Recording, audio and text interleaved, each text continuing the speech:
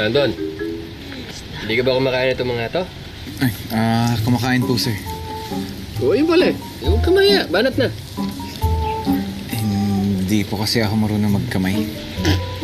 May kamay siya, di ba? Ba't hindi niya lang gamitin? Meron. Kung ayaw mo yung food, kahit huwag mo na pilitin, okay lang sa kanila yan, ha? No, it's okay. I'm just trying to observe kung paano ginagawa. Meron akong talent na hindi mo pa alam, boss. Magkamay. Turo ko po sa inyo. Okay.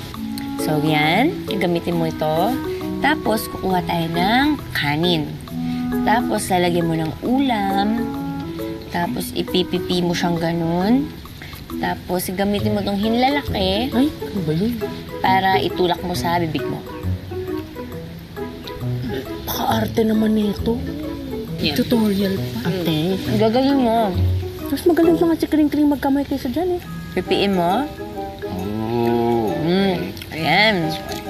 Tapos, ayun na. And then, subo. No. Tulak mo. Hindi kasi ganun. Ganun. Ganyan. Tulak. Tulak.